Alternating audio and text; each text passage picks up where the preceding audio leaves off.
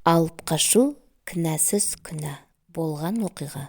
Қазіргі таңда жастар арасында жағдайға байланысты келісімен алып қашып шаңырақ көтеретіндер де бар. Әке-шешемізге ауыртпашылық салмаймыз деген қыздардың ойы бір жағынан дұрыс та шығар. Алайда екі жас бұндай қадамға бармас бұрын соңының сәтті аяқталатындығына көз жеткізіп алса дейміз. Бұл оқиға осыдан 1 жыл бұрын болған еді. Біраз уақыт өтсе де сол бір сәт есімнен кетер емес. Кішкентайымыздан бірге өскен жан құрбы едік. Екеуміз де бой жеттік, студент атандық. Мен қосымша жұмыс жасап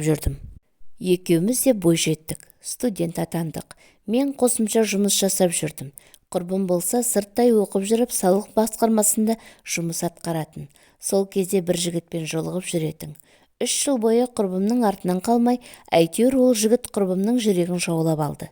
Екеуіне қызға қарайтынымды да жасырмаймын. Бақыттың балқаймағы осылардың сезімдері сыңайлы көрінетін.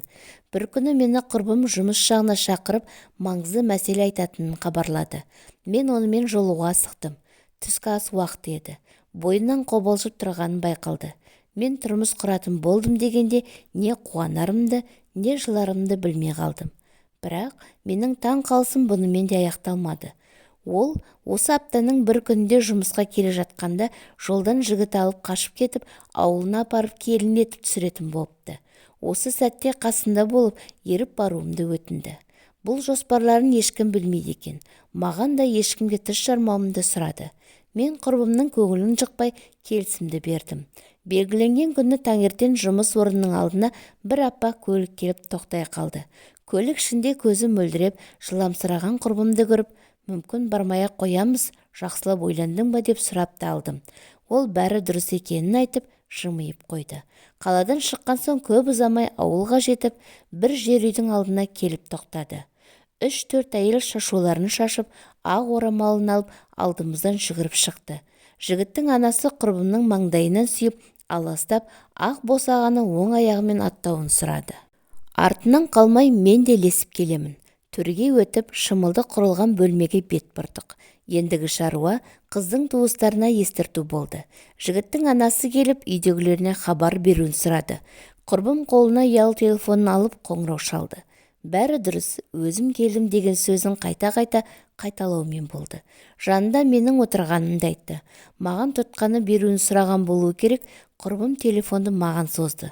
Алғаным сол еді, ар жағынан айқай салған дауысты естідім. Бұл жерге қалай, кіммен қашан келгенімізді сұрастыра бастады. Болған жағдайдың бәрін баяндап бердім. Көп ұзамай қуғыншылар жолға шыққандарын хабарлады. Қуғыншы болып құрбымның әпкесі мен анасы келе жатыр екен. Анасы құрбым сияқты жуас болатын.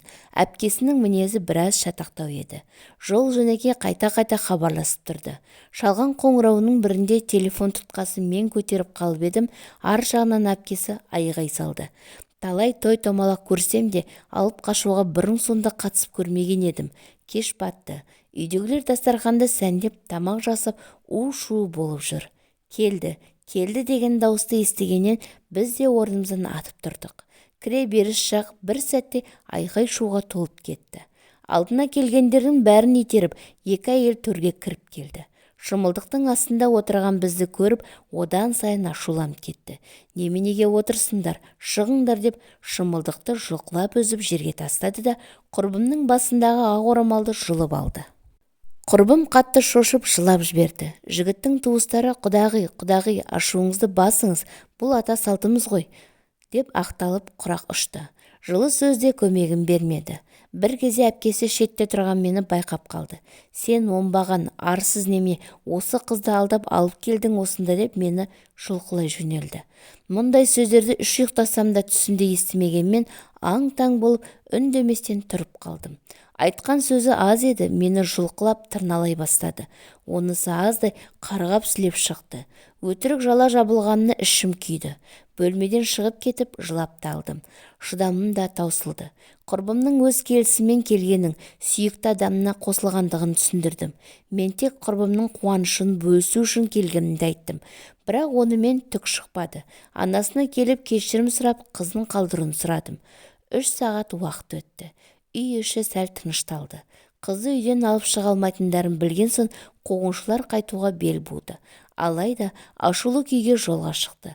Ертесінде құрбымның беташарына қатыс болған соң мен де жолға шығып кеттім. Кешегі алай-дүлей көңілім басылып, құрбымның қуанышына шаттанып жұмысқа кіріскем.